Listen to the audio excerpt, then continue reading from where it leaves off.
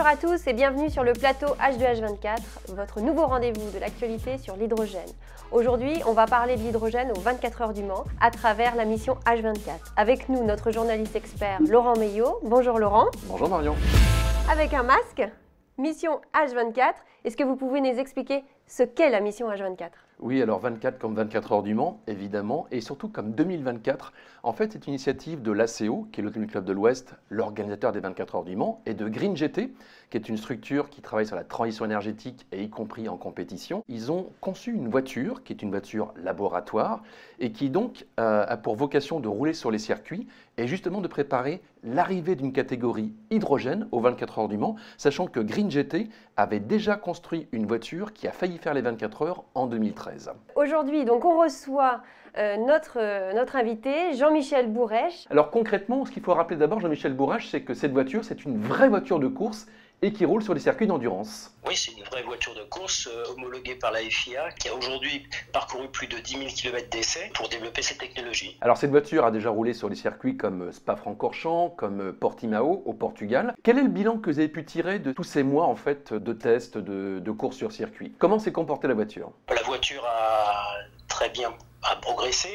On est parti d'une voiture qui pesait 1800 kg avec la Green GT en 2012 pour ensuite en 2018 avoir une voiture qui pesait 1450 kg.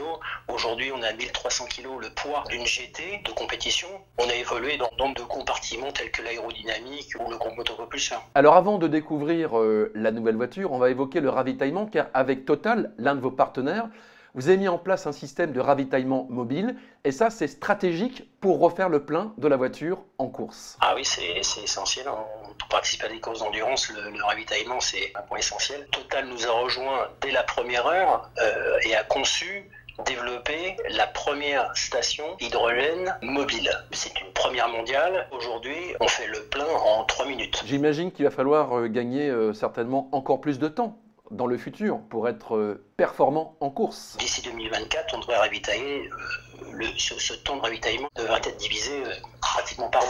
À 2 reprises, cette année mais aussi l'an dernier, Mission H24 a pris le départ en tête avant toutes les voitures des 24 heures du Mans. C'est quand même un signe de confiance extraordinaire de la part de l'organisateur des 24 heures. C'est un signe, c'est encourageant, on est très fiers, mais c'est pas une finalité. L'objectif, c'est de participer à des courses dès la saison prochaine. Lors des dernières 24 heures du Mans, la voiture de seconde génération a été présentée. On va d'ailleurs la découvrir à l'image.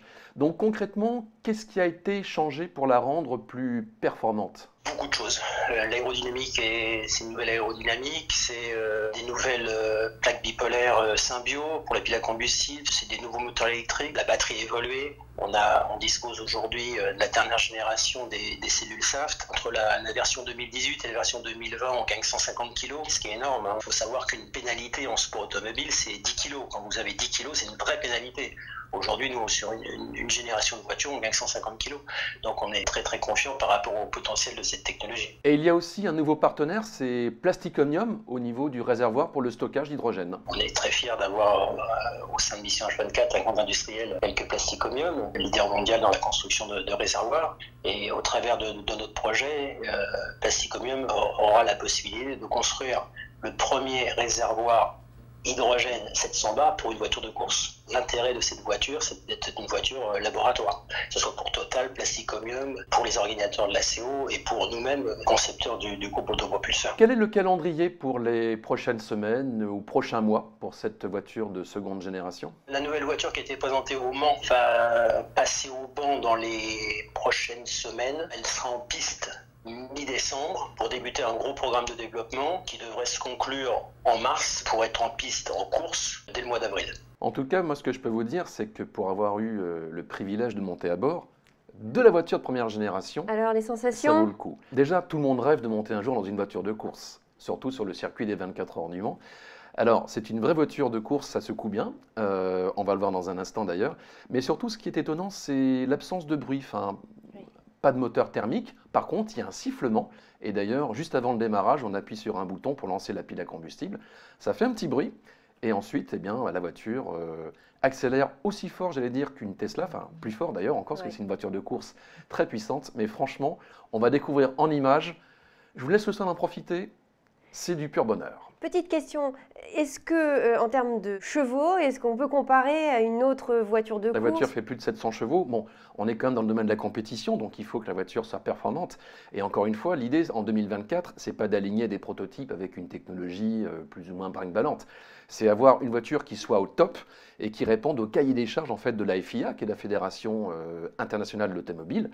Et donc, il faut que la voiture soit aussi compétitive que les homologues hybrides essence. Donc, l'idée, c'est que ça soit une vraie voiture de course. Ça secoue et vraiment, c'est du pur bonheur, encore une fois. On est dans le domaine de la compétition automobile.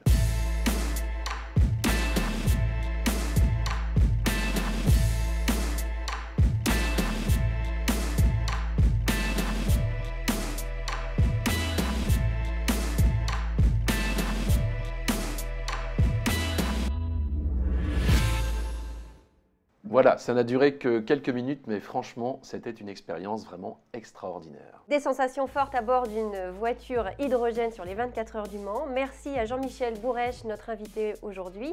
Et merci Laurent pour ce nouveau reportage H2H24.